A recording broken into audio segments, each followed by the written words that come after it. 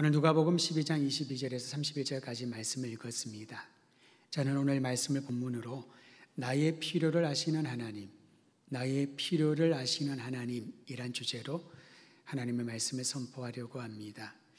누구나 들어보면 알만한 회사의 대표이사로 젊은 나이에 승승장구했던 분을 알고 있습니다. 또래에 비해서 상당히 높은 자리에 올라갔기에 많은 분들은 그를 성공했다, 대단하다 그렇게 칭송합니다. 근데 그가 나이 50세가 이르렀을 때에 놀라운 하나님의 은혜였습니다. 예수님을 인격적으로 영접하고 그리스도인이 되면서 그의 삶에 대변혁이 일어났습니다. 늦게 예수를 믿게 되었지만은 그의 삶 전체를 완전히 뒤바꾸는 삶의 변혁이 일어났던 것이지요. 그 전에 그의 일상은 사업상이라는 명목으로 거의 술독에 빠져 있었습니다. 하루도 술을 마시지 않은 적이 없었고 한 번 마시면은 거의 꼬알라가 되어가는 그게 그의 일상이었던 거지요. 명예와 힘을 중시하는 세상의 원리에 익숙해져 있었습니다. 높이 올라야 더 많은 힘을 가져야 더 많은 일을 할 수 있다라고 하는 것이 가장 일상적인 원리가 되었던 거지요. 그럴 땐 그가 예수님을 만났습니다. 하나님의 부르심을 받아서 그 좋은 직장, 그 훌륭한 자리를 내려놓고 신학교에 들어가 목회 훈련을 받습니다. 그리고 그는 주님을 위하여 남은 생애를 섬기면서 지금도 복음의 영역을 확장하는 일에 열심을 품고 살아가고 있습니다. 비록 늦게 예수를 믿고 소명을 늦게 받아서 생각보다 짧은 시간 사역을 할 수밖에 없었지만은 그는 간증을 하면서 이런 얘기를 합니다.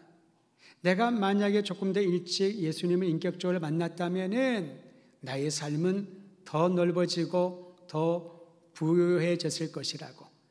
그 말은 아쉬움에 대한 얘기가 아니라 지금이라도 예수님을 만난 이후에 주의 부르심을 따라 복음을 전하면서 자신의 삶이 이전과 비교할 수 없을 정도로 부유해졌다는 것에 감사하며 하나님을 찬양하는 그러한 간증을 듣고 큰 감동을 받았습니다. 그리스도인이 되었다는 것, 그리스도인이 된다는 것은 무엇을 의미할까요?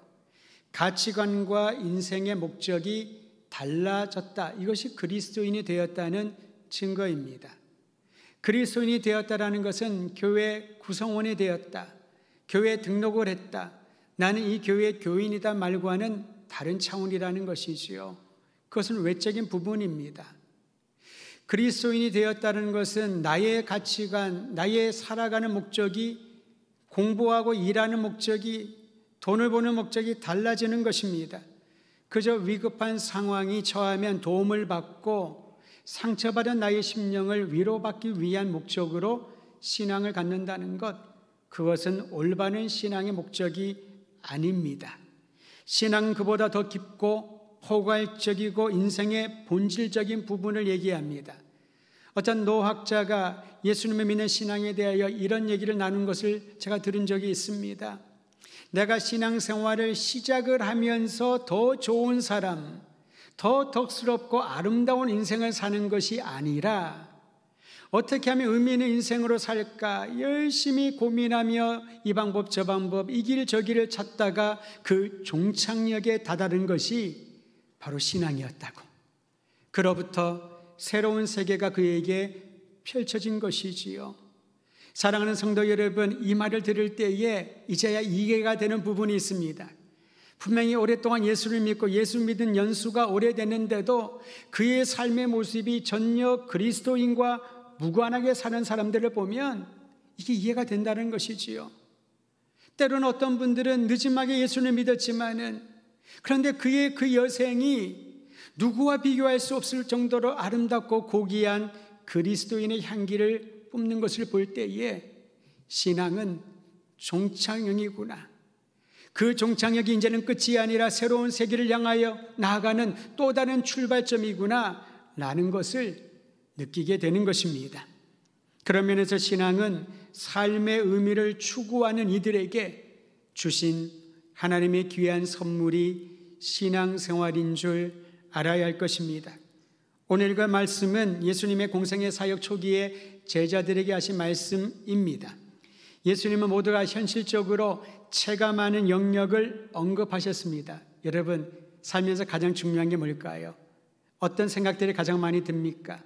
생활에 대한 염려 아니겠습니까? 조금 더 풀어 말하면은 인류 역사가 시작된 이후에 먹고 사는 문제는 끊임없는 과제였습니다. 중요한 사안이지요. 이 문제를 해결하기 위하여 노력하고 열심을 다합니다. 때로는 먹고 사는 문제를 해결하기 위하여 전쟁을 일으키기도 합니다.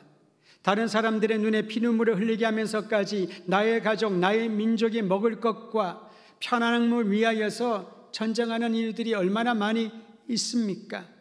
어떻게 먹고 살 것인가는 생존을 위해 반드시 해결해야 될 중요한 숙제임에 틀림없습니다.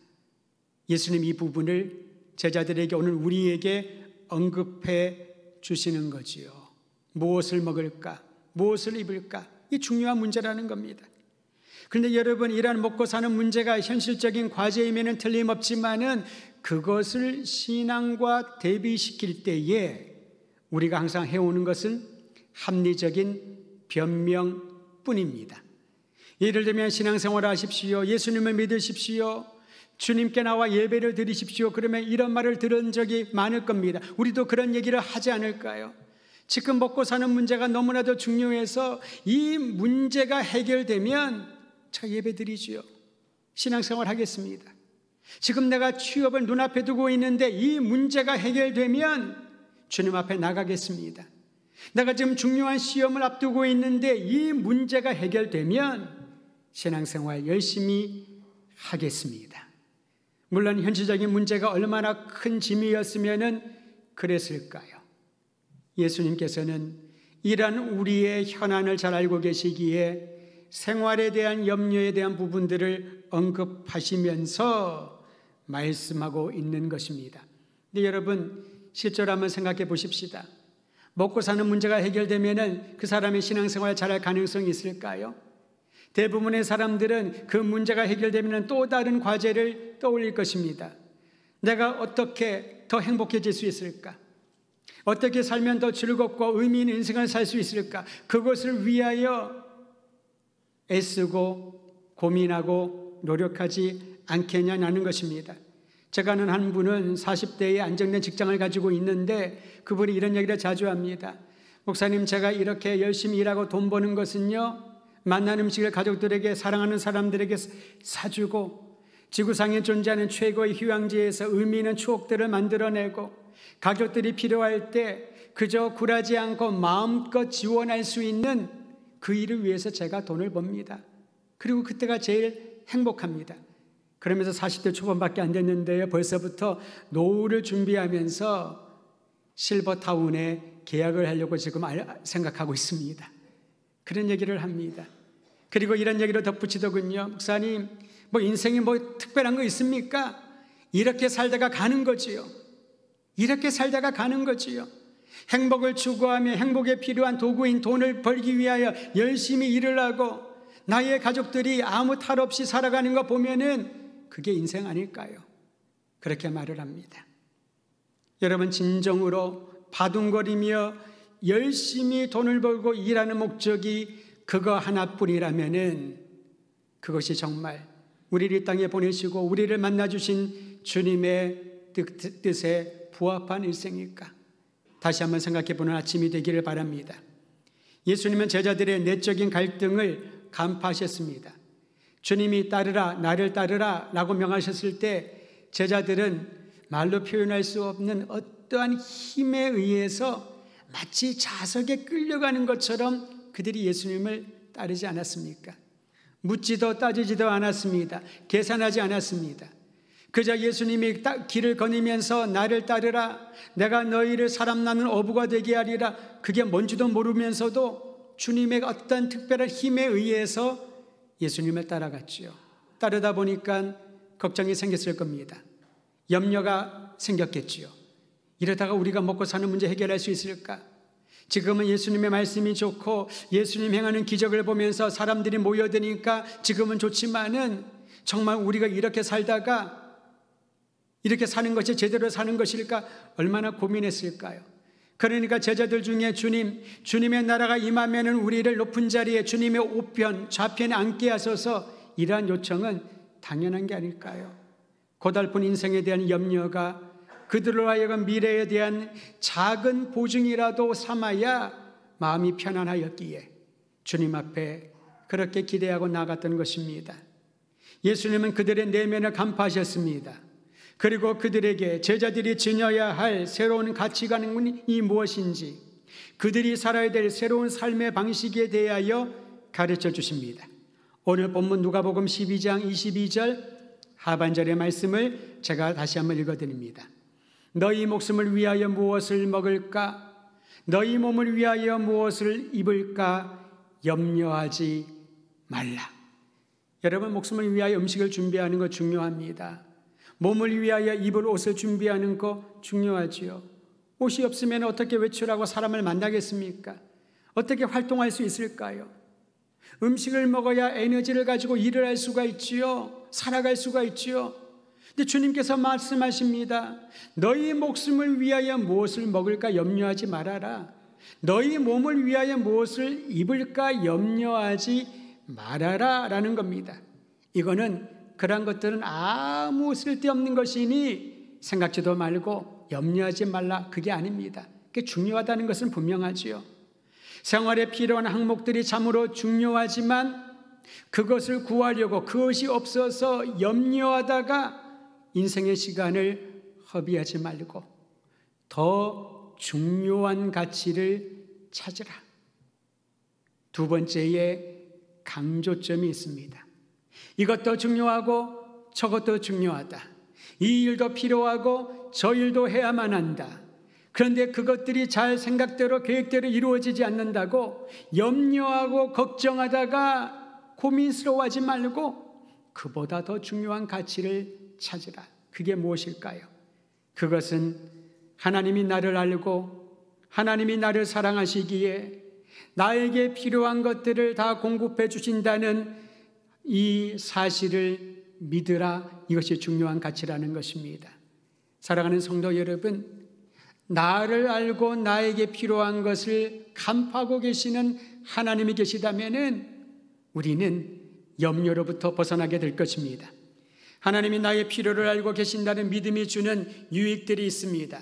그 중에 오늘 본문을 중심으로 세 가지 유익을 여러분과 함께 나누고 삶에 적용하고 싶습니다. 하나님이 나의 필요를 알고 계신다는 이 믿음이 주는 첫 번째 유익은 내가 살면서 부딪히는 모든 근심 걱정으로부터 자유로워지는 유익을 주신다는 것입니다. 여러분, 근심 걱정을 뭐라고 합니까? 우리는 짐이라고 얘기하지 않습니까? 눈에는 보이지 않지만은 마음의 짐, 어깨의 짐, 책임의 짐들, 그것이 너무나도 우리 인생을 짓누르면은 호흡하기도 힘들 정도로 하루하루가 고단할 것입니다. 근심 걱정이라고 하는 이 말은 초조하고 불안하고 흥분한 마음의 상태를 가리키는 단어입니다. 여러분, 그러므로 근심 걱정이 많은 사람들에게는 우리가 말을 할 때도 행동할 때도 조심해야 됩니다. 그저 그들의 근심 걱정을 덜어준다고 그거 아무것도 아니야, 나도 겪어봤는데 그건 문제도 아니야, 염려하지 마, 이런 얘기하면 여러분, 그분들이 고마워하던가요? 화를 냅니다. 짜증을 냅니다. 전화도 하지 말라고 막 소리를 치고 나가버립니다. 아이들의 근심 걱정할 때 여러분, 부모들이 이들을 위안한다고 얘기를 하지요. 넌 잘할 수 있어, 걱정하지 마, 너는 괜찮을 거야. 한 번, 두 번 들어도 좋지만은 그 말조차 전혀 위로가 되지 않습니다. 근심 걱정으로 가득 찬 사람들은 너무나도 예민하여서 외부의 자극이 오면은 분노합니다. 원망합니다. 공격적인 성향으로 바뀌어지게 됩니다. 분명히 하나님의 말씀으로 위안을 주고 위로하지만은 근심 걱정의 짐으로부터 자유로워지지 않은 사람들에게는 하나님의 말씀조차도 그들에게는 아무 의미 없는 그저 지나치는 말처럼 들리고 힘들어하게 된다는 것입니다. 예수님은 현실을 무시하거나 잊어버리라는 의도로 염려하지 말아라 라는 것이 아닙니다. 다만 우리가 지금 붙들고 있는 염려가, 우리 마음에 가득 차 있는 걱정과 근심이 실제로 문제를 해결해 주지 못하기 때문에 이 염려를, 이 걱정과 근심을 붙들지 말고 내려놓아라. 그게 바로 염려하지 말라는 주님의 의도인 것입니다. 그리고 예를 들지요. 너희가 염려한다고 키를 더 크게 할 수가 있겠느냐? 전 이거 경험해 봤잖아요. 너희가 걱정한다고 원하는 일이 이루어지더냐? 너희가 염려한다고 그때에 그 시간에 모든 것들이 딱딱 맞게 들어서더냐? 그게 안 되기 때문에 사람들은 스트레스를 받습니다. 그리고 이렇게 얘기를 합니다. 하나님은 나의 기도에 하나도 응답하지 않으신다고. 하나님은 나를 버리셨거나 아니면은 계시지 않는 것이라고. 그렇게 한탄할 때가 얼마나 많이 있습니까? 그리고 염려합니다. 사랑하는 성도 여러분, 주님이 말씀하신 염려하지 말라는 것은 우리의 염려가 문제의 궁극적인 열쇠가 아니기에 그것을 내려놓고 오히려 염려가 많아질수록 하나님에 대한 불평과 불신앙만 커지니 염려하지 말라라고 말씀하십니다. 그런데 여러분, 왜 우리가 이렇게 염려하는 신앙관을 가지게 되었을까요? 왜 근심 걱정이 신앙생활을 하면서도 우리의 마음으로부터 떠나지 않을까요? 그것은 비단 나의 문제만은 아닐 것입니다. 우리 시대의 문제만이 아닐 것입니다. 어떤 이들은 너무 쉽게 단정합니다. 어떤 해는 그 시기는 믿음과 부흥이 일어나는 시기였고 이 시대는 냉랭하고 불신앙의 세대라고 단정을 하는데, 여러분, 모든 시간과 역사의 주관자는 누구십니까? 하나님인 줄 믿으시기를 바랍니다. 감히 우리가 이 시대는 부흥과 믿음의 시대이고 이 시대는 불신앙과 악함의 시대라고 단정할 필요가 없다는 겁니다. 그러나 역사를 거슬러 올라가면은 왜 이러한 염려에 사로잡혀서 하나님을 신뢰하지 못할까? 그 이유가 있습니다. 17, 18세기는 계몽주의 시대라고 합니다. 계몽이라고 하는 이 말이 주는 의미가 있습니다. 계몽은 바로 우리에게 잠자고 있는 이성이 깨우쳐놨다는 겁니다. 눈을 뜨게 된 것이지요. 사람의 능력에 대한 칭송과 아름다움을 맛보기 시작을 합니다. 이 계몽주의 시대에 만연했던 사상이 있습니다. 어떤 이는 이 철학 또는 신학 사상을 이신론이라고 말을 합니다. 이자를 씁니다. 또 다른 이들은 자연신론이라고 하는 말을 사용하고 합니다. 이신론 또는 자연신론이란 이 철학, 신학 사상을 무엇을 말하냐면은 하나님이 천지를 창조하셨다, 거기까지는 동의를 합니다. 하나님이 천지 만물을 창조하신 이후에 그 다음부터 이러한 논리를 얘기를 하지요. 하나님은 이제 천지 만물을 다 창조하셨으니 할 일은 다 끝났다라고 여기고 주님이 계시는 특별하고 초월한 영역으로 이동하셨다는 겁니다. 그리고 만물을 창조하시고 이 세상에 하나의 원리 또는 원칙을 두셨다는 것이지요.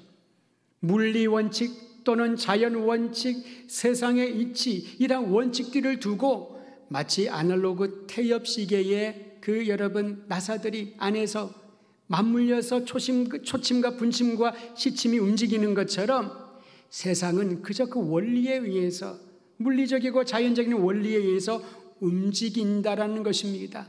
그러니까 하나님은 더 이상 인간의 역사와 인간의 삶에 관여하지 아니하는 초월자 하나님으로서만 존재한다는 것이지요. 여러분, 이러한 영향들이 200년, 300년이 이르면서 오늘날까지 영향을 끼치고 있습니다. 그러니까 사람들이 교회에 와서 예배를 드립니다. 기도도 합니다.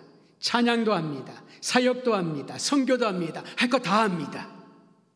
하지만 하나님을 느끼지 못하는 거지요. 그저 하나님은 저 초월적인 자리에 계셔서 우리 인간들이 우리의 원칙과 관행과 전통이나 이름으로 해왔던 익숙했던 것들을 반복하여 돌릴 때에 주님은 그저 그것을 보시면서 잘하고 있구나, 저건 불만스러운데, 그 정도의 평가만 하는 분으로 규정해 놓은 것이지요.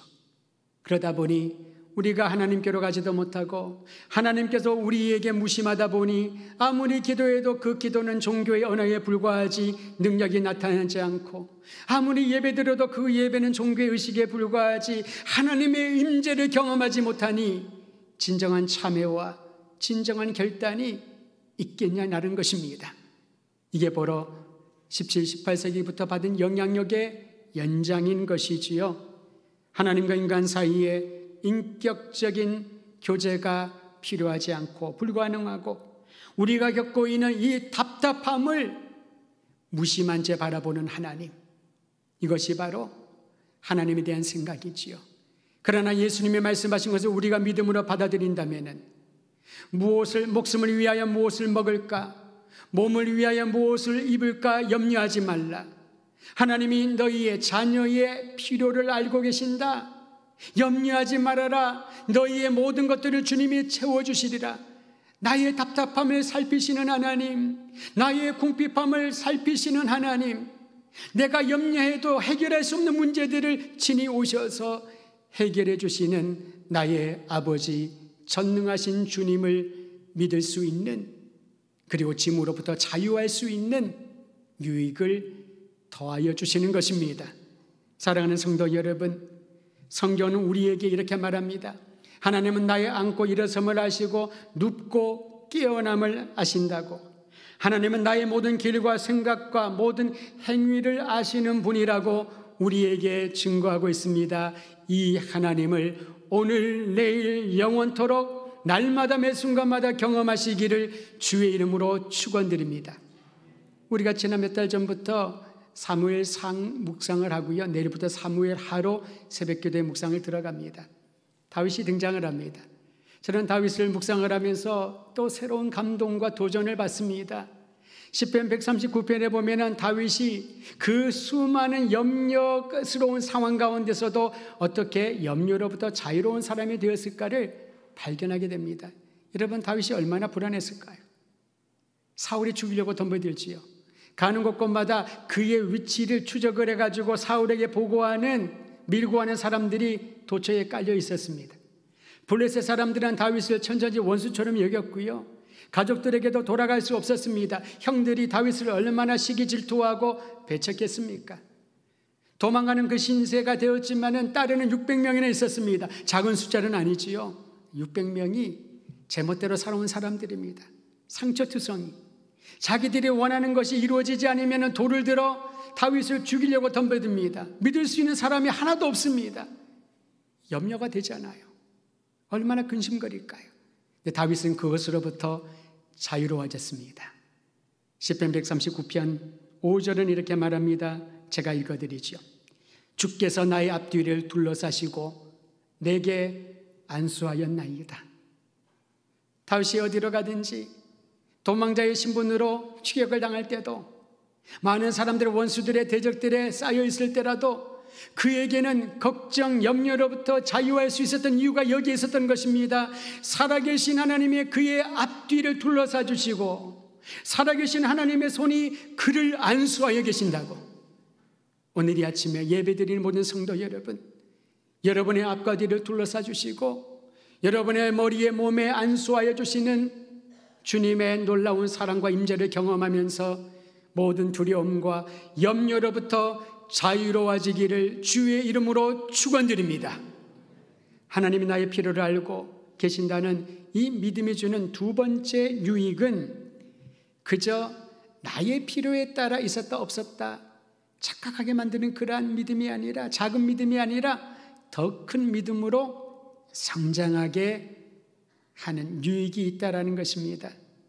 우리의 믿음 어떤 면에서는 굉장히 이기적인 영역을 벗어나지 못합니다.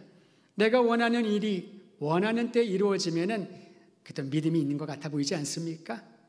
반대의 상황이 펼쳐지면 뭘 해도 안 되고 도대체 왜 하나님이 나에게 이러실까? 그런 의심이 자꾸 찾아올 때에 우리의 믿음은 순식간에 사라져 버립니다.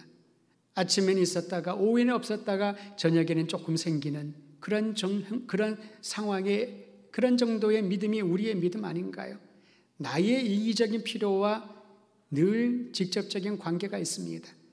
그런데 하나님은 우리에게 그 믿음이 아닌 더 큰 믿음을 갖게 되기를 원하십니다. 하나님이 나의 필요를 알고 내가 원하는 것을 다 채워주시고 공급해 주실 것이기에 하나님 한 분만 의지하는 더 큰 믿음을 가지라고 말합니다. 진정한 믿음은 여러분 역동적이고 지속적으로 성장하는 것이 믿음입니다. 믿음은 명사형이 아닙니다. 정의라 개념으로 설명할 수 없는 것입니다. 항상 믿음은 현재의 진행력이고 그 믿음은 열매를 통하여 확증되어집니다. 누가 믿음이 있는 사람일까요? 누가 믿음이 큰 사람일까요? 그것을 알려면은 그 사람의 열매가 있는가? 성령의 열매를 맺고 있는가? 아니면 사람들에게 보여주기 좋은 관상수에 불과한가? 그것을 보면 믿음을 우리는 간파할 수 있을 것입니다. 주변 상황에 따라 흔들리는 믿음은 진정한 믿음이 아닙니다. 그러면 어떻게 해야 믿음이 성장할 수 있을까요? 히브리서 기자는 이렇게 말합니다. 믿음은 바라는 것들의 실체여 보지 못하는 것들의 증거라고. 우리는 이 말씀을 암송하고 있지 않습니까? 근데 그 말씀이 우리의 뇌리에 기억되는 말씀이 아니라 우리의 가슴에, 우리의 삶의 현장에 드러나기를 간절히 소망해야 할 것입니다. 그렇습니다, 여러분. 믿음은 바라는 것들의 실체입니다. 우리가 보이지는 않지만은 실존하는 증거라는 것이지요. 그리고 이러한 열매들이 어떻게 맺혀질 수 있을까요? 믿음의 완성자요 창시자이신 그리스도 예수를 바라보는 사람에게 진정한 믿음, 그 믿음이 성장하고 있다는 것을 보게 될 것입니다. 저는 우리 더드림교회 성도들이 어린아이부터 노년에 이르기까지 날마다 믿음이 어제보다 더, 그리고 오늘보다 내일이 더 성장하는 믿음의 사람이 되어서 그 맺혀지는 열매가 하나님께 영광이요 공고한 자들에게 위로와 세임을 주는 아름다운 역사 경험하기를 주의 이름으로 축원드립니다. 마지막 세 번째로, 하나님이 나의 필요를 알고 계신다는 이 믿음이 주는 유익은요, 가장 중요한 일에 집중하면 나머지 것들은 더 주신다는 영적 원리를 배우게 하는 것입니다. 여러분, 어떤 사람이 아무리 능력이 많아도 하나부터 열까지 다 챙기면은 본인도 피곤하고 공동체도 피곤한 것입니다. 그렇지 않습니까? 가장 중요한 일에 집중을 하면 다른 것들은 저절로 이루어지고 더물로 주어진다라는 것. 이것이 바로 나의 필요를 알고 계시는 하나님에 대한 믿음을 가진 이들이 얻는 유익인 것입니다. 하나님이 나의 필요를 알고 계시기에 이제 우리로 하여금 존귀한 일을 계획할 수 있는 마음의 동기를 주십니다. 여러분, 지금 마음 가운데 첫 번째 기도 제목이 무엇일까요? 한번 리스트를 써보시길 바랍니다. 목록을 써보십시오. 자녀에 대한 기도 제목, 가정에 대한 기도 제목, 취업에 대한 기도 제목, 미래에 대한 기도 제목, 교회를 위한 기도 제목, 나라를 위한 기도 제목이 다 있을 것입니다만은 쓰고 난 다음에 하나하나를 살펴보십시오. 이것이 참으로 우리 주 예수님께서 나에게 가장 먼저 구하라는 기도 제목이 이 목록에 있는가? 도대체 무엇을 가장 중요한 가치로 두고 기도해야 할 것일까? 내 인생의 주체가 되시는 하나님을 바라보면서 이렇게 기도하라고 주님은 요청하십니다. 오늘 본문인 누가복음 12장 29절에서 31절까지의 말씀을 우리 큰 목소리로 합독하겠습니다. 누가복음 12장 29절에서 31절입니다. 시작. 너희는 무엇을 먹을까 무엇을 마실까 하여 구하지 말며 근심하지도 말라. 이 모든 것은 세상 백성들이 구하는 것이라. 너희 아버지께서는 이런 것이 너희에게 있어야 할 것을 아시느니라. 다만 너희는 그의 나라를 구하라. 그리하면 이런 것들을 너희에게 더하시리라. 마태복음에는 그의 나라와 그의 의라고 나와 있습니다만은 누가복음에는 그의 나라, 이 안에 그의 의도 포함되어 있지요. 여러분, 이 말씀을 다시 한번 살펴보시기를 바랍니다. 무엇을 먹을까 무엇을 마실까 근심하지 말아라. 이 모든 것은 세상 백성들이 구하는 것이라 라고 하는 것은 하나님 나라 백성이 되기 전에는, 주님을 알기 전에는 하나님이 나의 필요를 채워주시는 나의 아버지란 사실을 믿고 경험하기 전에는 그저 그러한 것들만 구하며 살았다는 것입니다. 이제는 하나님 나라 백성이 되었으니 그것만 구하고 그러한 수준에 머물러 있지 말라는 것입니다. 가장 중요한 것을 구하라. 그게 무엇일까요? 다만 오직 너희는 그의 나라를 구하라. 우리에게 필요한 것, 먹어야 할 것, 필요한 것들, 물품들, 마셔야 할 것들, 살아가는 데 필요한 돈, 건강, 기타 등등, 이 모든 것은 너희에게 있어야 할 것을 하나님이 아신다는 거죠. 그러므로 너희가 다만 하나님의 나라를 구하면 그러한 것들은 더불어 주실 것이다. 염려하지 말아라. 근심하지 말아라. 기도를 할 수 있겠지요. 거기에 머물러 있지 말아라 라는 것입니다. 사랑하는 성도 여러분, 이 말씀이 오늘 우리 각자에게 능력으로 나타나기를 간절히 소망합니다. 예수님이 천국 비유를 가르치면서 보물이 묻혀있는 밭을 알게 된 한 사람이 급히 집으로 돌아가서 전 재산을 다 팔아서 그 밭을 산 그 비유를 말씀해 주지 않았습니까? 그랬을 때 사람들이 조롱했을 겁니다. 저렇게 부동산을 보는 눈이 없나? 저 밭은 아무리 봐도 값이 오르지 않고 저 밭은 아무리 봐도 결실할 수 있는 그런 위치가 아닌데 나중에 어떻게 하려고 저런 결정을 했나라고 조롱하고 비웃었을 것입니다. 하지만 그 사람은 개의치 않았지요. 왜냐하면 그는 밭을 보고 산 것이 아니라 그 밭 안에, 밭 밑에 안에 묻혀있는 보물을 보고 모든 것을 거기에 던졌던 것입니다. 하나님 나라의 복음을, 영생의 가치를 우리가 받았다면, 그리스도 예수 안에 새로운 피조물, 새 생명을 얻었다면 우리에게 영원한 가치인 하나님의 나라를 구할 때에 기타 필요한 모든 것들은 그것을 아시는, 우리의 필요를 아시는 아버지 하나님께서 더하여 주실 것입니다. 이 아름다운 간증이, 성경에 있는 이 놀라운 간증이 여러분과 저의 고백이 되어서 하나님께 영광 올려드리며 믿음이 날마다 더해지고, 그리고 어떤 염려로부터 매여 있지 아니하며 참된 자유인으로 주의 영광을 위하여 살아가는 복된 그리스도인 되시기를 주의 이름으로 축원드립니다.